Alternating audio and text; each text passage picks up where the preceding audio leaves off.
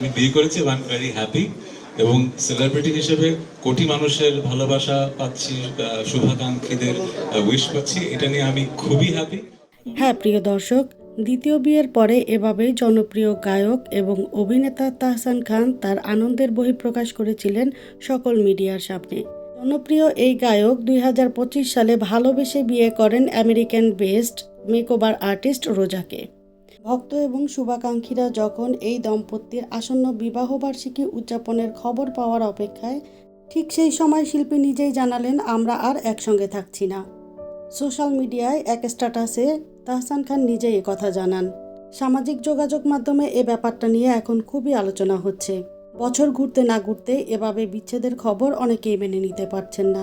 কেউ বা দোষ দিচ্ছেন তাহসান খানকে, আবার কেউ বা দোষ দিচ্ছেন রোজাকে। তবে ঠিক কী কারণে বিচ্ছেদ, এ ব্যাপারে কেউই মুখ খোলেননি। ভক্তদের অনেকেই তাহসান এবং রোজাকে আলাদা আলাদাভাবে দোষারোপ করছেন। কেউ বলছেন তাহসান খানের যোগ্যই না রোজা, আবার কেউ কেউ বলছেন তাহসান ভীষণ গাম্ভীর্যপূর্ণ হওয়ার কারণে রোজার সাথে ঠিক মানিয়ে নিতে পারছেন না, যেহেতু তাদের বয়সের ব্যবধানটা অনেক। তবে ঘটনা যাই হোক না কেন, বিয়ের শুরুতেই অনেকেই বলেছিলেন এই সম্পর্কটা টিকবে না। নিন্দুকের সেই কথাগুলোই যেন আজ সত্যি হলো। ভীষণ সুন্দর এবং অসম্ভব ব্যক্তিত্বপূর্ণ দুটো মানুষও যে একসাথে সংসার করতে পারে না, তার জ্বলন্ত প্রমাণ তাহসান এবং রোজা। ঘটনার পুরো বিবরণ এবং সত্যতা জানতে হয়তো আমাদের আরও কিছুদিন অপেক্ষা করতে হবে। তবে ডিভোর্স ফাইল করলেও এখনই কার্যকর হচ্ছে না এই ডিভোর্স, অপেক্ষা করতে হবে আরও 3 মাস। সামাজিক যোগাযোগ মাধ্যমে শিল্পী নিজেই জানান, গত বছরের জুলাই থেকে তারা আর একসাথে থাকছেন না। ভক্তরা যখন ভীষণ উৎসাহী হয়ে তাদের ব্যাপারে অনেক ধরনের খবর প্রচার করছিল, তখন শিল্পী বাধ্য হয়ে স্ট্যাটাস দেন এবং জানান ভক্তদের উদ্দেশ্যে আজকের এই স্ট্যাটাস, আমরা আর একসঙ্গে থাকছি না।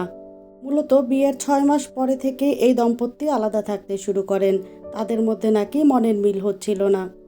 গত বছরে তাহসান খান লাইভ কনসার্টে ঘোষণা দেন তিনি আর বিনোদন জগতে থাকবেন না। এরপরে তিনি সকল ধরনের সামাজিক যোগাযোগ মাধ্যম ডিঅ্যাক্টিভ করে দেন।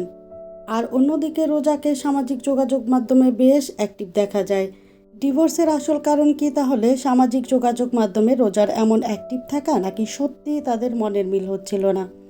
উল্লেখ্য, তাহসান এবং মিথিলা দম্পতির বিবাহ বিচ্ছেদের দীর্ঘদিন পরে তাহসান ভালোবেসে বিয়ে করেন রোজাকে।